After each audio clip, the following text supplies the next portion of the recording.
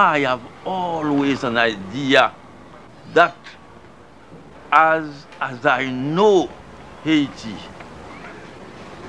the important thing for me is this, that whenever they talk about the massacre of a group in such or such village, they didn't call the name. The names do not seem important to them. Nevertheless, the people killed are important. And I have always, when they talk about the people they kill like this without discrimination, without knowing whom they are killing, they might have killed the genius in this area. If they go and kill them, maybe they have killed the one who would have saved this country. After all, in the rage of killing, they could have killed Aristide when he was a kid at Port Salut, because a little boy of Port Salut. That is, you kill him without mentioning his name. This is the way they are killing people, have been killing people. That deserves justice. I mean, the idea of raising the standard of the poor, let's put it that way, that was something new. And that was something new even among those who have been talking about that before. This is one thing that we should take into account, that there have been many people who have been talking about it before, but they didn't have the idea of realizing it.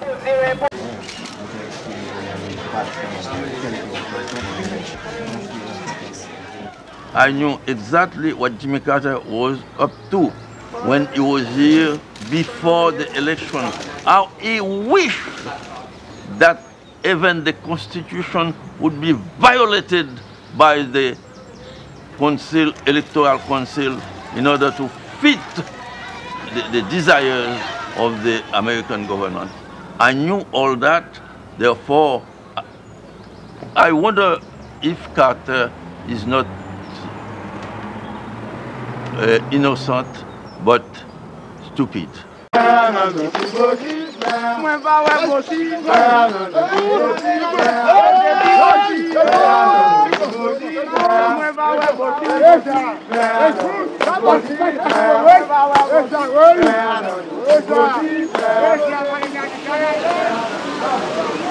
They coexist. Coexist. The workers, the owners, it's like every other society in the world, except we have a very small middle class. Unfortunately, our lower classes are large, much too large.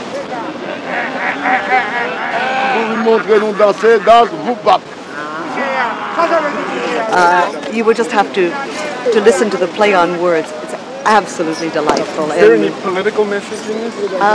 Not really. Not really.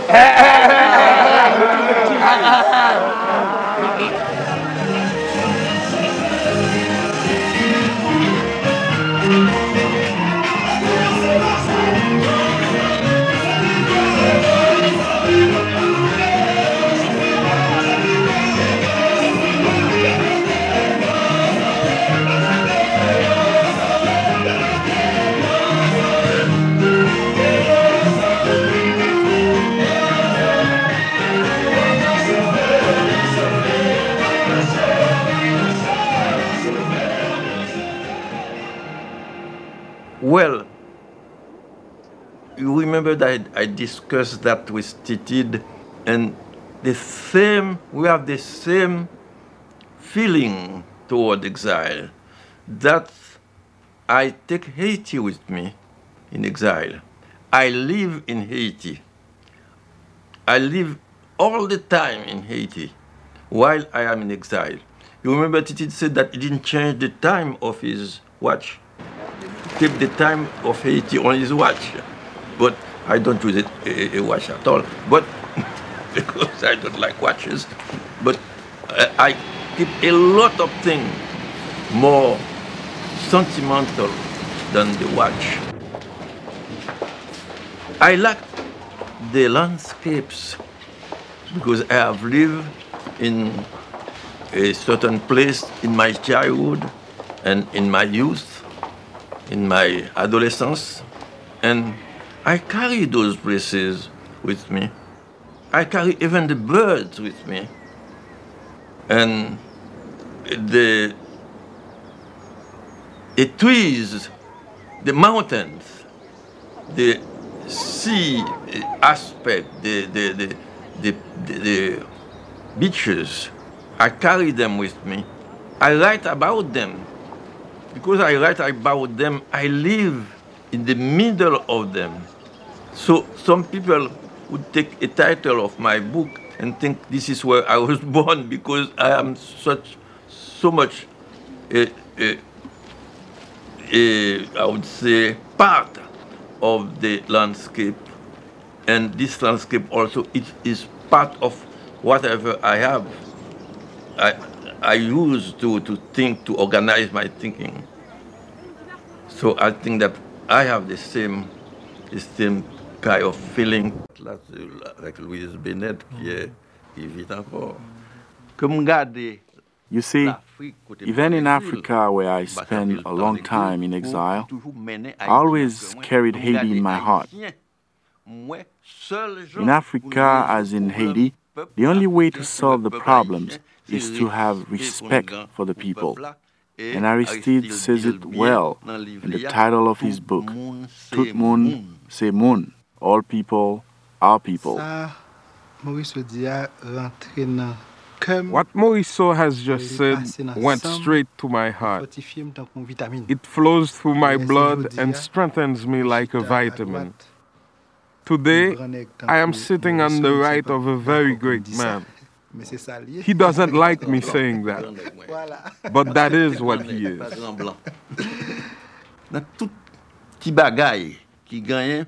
All the things which are based on a manifestation of African beliefs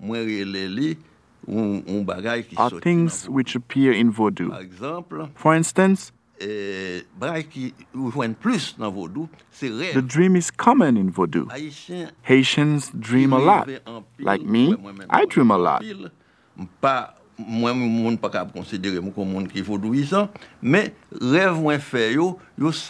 I don't consider myself a Vaudouisan, but the dreams that I dream resemble the dreams of the Vaudouisan because we have the same culture.